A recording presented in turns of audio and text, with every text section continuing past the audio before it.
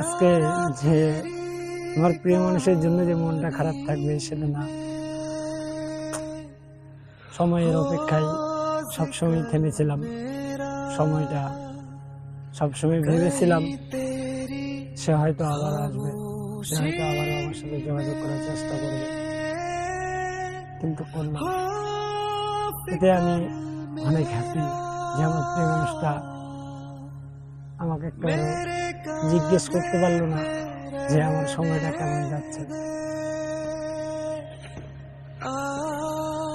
Video বানাইতে আসছে অনেক দূরে, দেশের পরিস্থিতি সেরকম ভালো না, কাজকর্ম করা হয় না।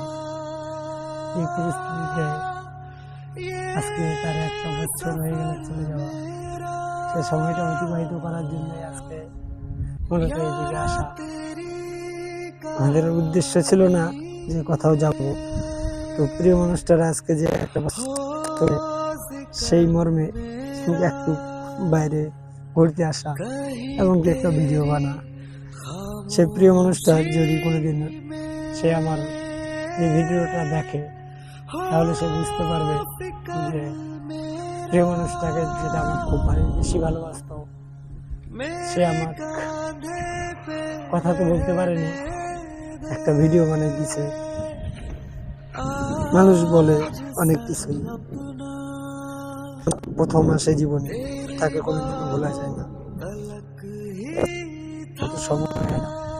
কিন্তু কিছু সময় মানুষকে ভুলে থাকার অভ্যাস করতে লাগে, যেটা আমরা করিনি। তো এখন আমাদের অভ্যাস হয়ে গেছে মানুষটাকে ভুলে থাকার, আমরা ভুলে থাকতেই পারি, সেও ভুলে থাকুক, এতে আমাদের কোনো দুঃখ নেই। তো আমরা আজকে যে জায়গায় আসছি সেটা হচ্ছে বর্ডার এলাকা। দেশের পরিস্থিতি অনেক খারাপ, তারপরেও যে আসছি ভিডিও বানাচ্ছি, এতে অনেক কিছু। তো আজকে তার উদ্দেশ্য করেই এই ভিডিওটা বানা, এবং কি শেষ পর্যায়ে তাকে আমি একটাই কথা বলতে চাই যে হায় রে প্রিয়, তুমি যদি আমার এই ভিডিওটা দেখে থাকো, কষ্ট পেও না।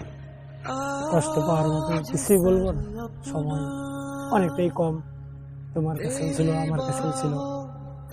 যে সময়ে যেটা একটা রাত্রি ছিল, যে তুমি আমাকে 3 দিন ঘুমাইতে দাওনি, আজকে তোমার এই ডেটে তুমি চলে গেছিলে, 3টা রাত আমি ঘুমাতে পারিনি, কারণ তুমি বলেছিলে আমাকে এখান থেকে এসে নিয়ে যাও, আমাকে এখান থেকে এসে নিয়ে যাও, আমি যাবো না।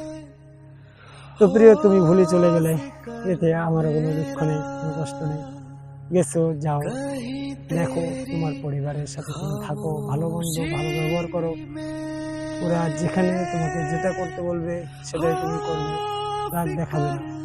আমি চাইবো যে আমার প্রিয় মানুষটা আমার এই কথাটা শুনে কখনোই তার পরিবারকে সে রাগ দেখাবে না। আরেকটা কথা তোমাকে বলতে চাই,